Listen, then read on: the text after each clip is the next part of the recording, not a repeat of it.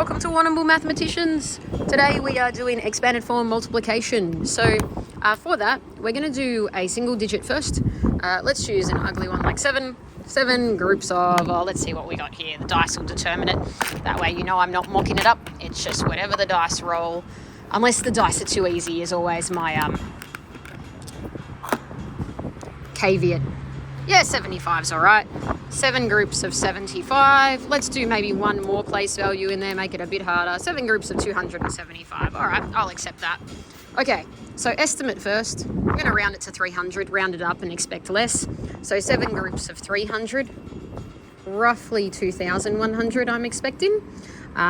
Anything more, I know something's gone wrong because I rounded up. Anything around about that, but a fair bit less, sounds good. Okay, so this is expanded form multiplication because we've got expanded milkshakes there. So it's not just 7 times 5 and then carry it type of thing. We're actually going to do proper place value multiplication now. So 7 groups of 5, we might even write it down like 7 groups of 5, 7 groups of 70, 7 groups of 200. And we won't even worry about lining the place values up because if your place value is strong, you shouldn't really need to line them up. If your place value is weak, you have to, put them in the columns, line them up. But if your place value is strong, you should be able to keep the place value when you add it at the end without needing them to be exactly aligned. So 7 groups of 5 is 35, 7 groups of 70 is 490, and 7 groups of 200 is 1400. If you can't do that, the algorithm's not going to save you in real life, right? You couldn't have estimated it if you couldn't do that. Your estimate wouldn't have been possible. If your calculator gets something wrong, you're up the creek. And if you don't know how to do that, in real life, you're probably using a calculator anyway. So there's really no use to this rubbish of carrying if you don't actually understand what's going on with the place values, which is why I like this strategy. Then the goal is to add these up. You can do it vertically if you then line it up, but you probably might be able to do it without the vertical because this becomes 1890. And then we might add 10 and then add the 25. So if we add 10, it becomes 1900 from the 35, and then we add the other 25, so it's 1925.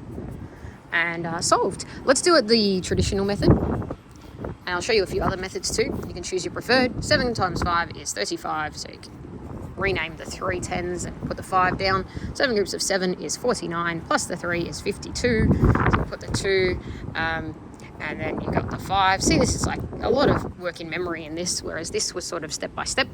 7 groups of 2 is 14, and then the 5 becomes 1925. Gave us the same answer, but so much less sense in that. There was so much less place value and so much more rules in just a procedure or a recipe, it felt like. This felt like it actually made sense where each of those numbers came from. But it did verify the answer. Always good to have 2 strategies, but I'd say these 2 are really good. So another potential strategy instead of vertical algorithm is the area model. So 7 groups of 275, expanding out the 275 into that.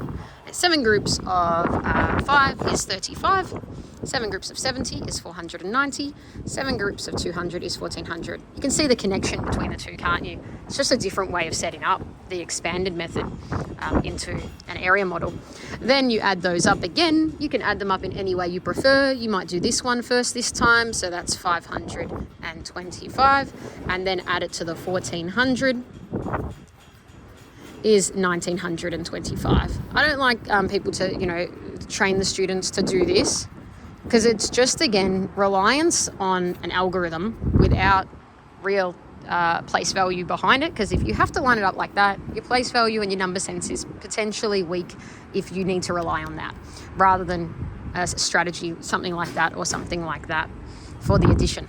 Another strategy that is a bit more algorithmic than these 2, but is probably better than the vertical method, which is the most nonsensical, I would say, is the lattice. So let's go 7, and again we draw a box like the area model, but we just write 275 instead of 275. We just write 275 and 7 on the side. We draw boxes as if we're doing the area model, but then bring out these cool flying fox type of diagonals, like whoosh, whoosh, whoosh, type of thing. And then we go, okay, 7 groups of 5 is 35. 7 groups of 7 is 49. 7 groups of 2 is 14. But these diagonals, if I just accentuate them even more, are actually our place values. And I'll show you why. So 7 groups of 7 was 35. So that's the 1s here, and that's the 10s here. 7 groups of 70 was 490. The 90 was 10s, and the 4 was 400. So that's the hundreds and that's the 10s. So you can see here we've actually got 1s, 10s, hundreds, thousands. Now we're going to add these up. They have to be added in order: 1s, 10s, hundreds, thousands. Any renaming renames it to the next place value. So we've got 5 in the 1s, got a 9 and a 3 in the 10s. That adds to 12. So we'll need to rename the 1 to there. We then have a 9, 4 and 4 and 1 makes 9, and the 1 by itself. So 1,925.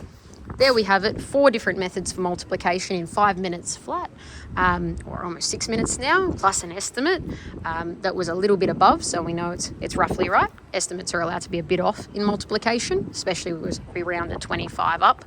So that then multiplies that out.